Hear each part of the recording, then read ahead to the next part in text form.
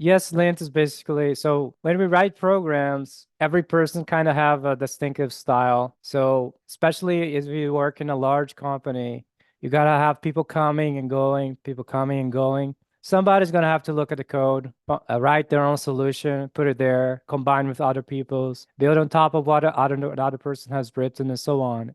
And every person's kind of slightly different, especially if the language allows for a lot of customization or different ways of doing the same thing. Like Ruby language, you have if statement, unless, which is if not, that kind of stuff. So people might write different ways, the same outcome.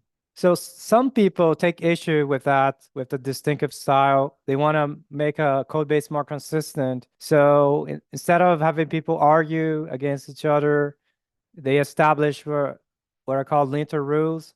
So that it will go through the code base and it will demand that you follow certain rules of style.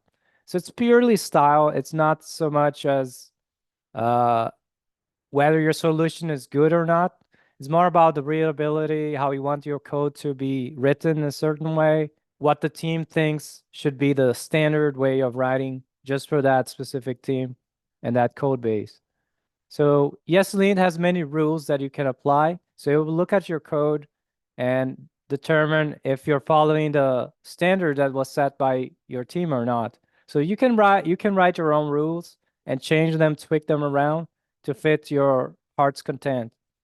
Okay, but we're gonna start off with some basic standard rules that ESLint already provides us when we generate the ESLint RC file.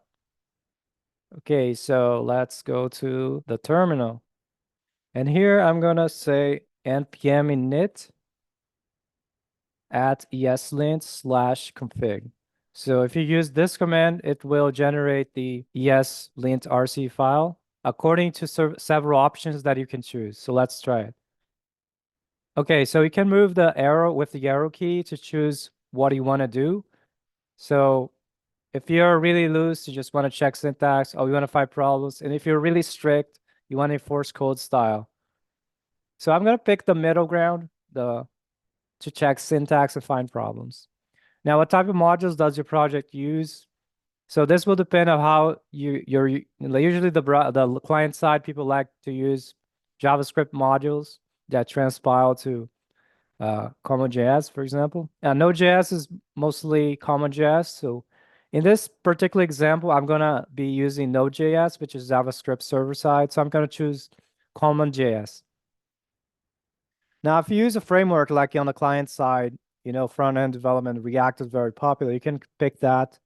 Otherwise, I'm gonna choose none of these because I'm not using them. So if you had chosen them, they would add specific rules for that framework. Does your project use TypeScript? We're not using TypeScript today, so I'm going to say no. Now, where does your code run? Now, this selection is multiple choice. The first time I did this, I thought it was just single choice. It was actually multiple. So if you want to choose multiple, you have to press the space bar. So does your code run in the browser? If so, you can mark it, pressing space bar here, and the icon turns green for the check mark. I'm not going to have my code on the browser. It's just Node server side. So I'm going to uncheck browser, press down arrow, and then press the space key to select Node. Now I can press enter to go on. Now, what format do you want your config file to be in? So this would be the file that we generated so that we can tweak the rules.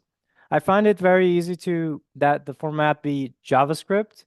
JSON is a little bit stricter, so I don't like it. So I cannot have fancy stuff, JavaScript code logic there. And YAML is like JSON, but it's without the quotes usually. So I'm going to choose JavaScript.js. Okay, now successfully created .eslintrc.js.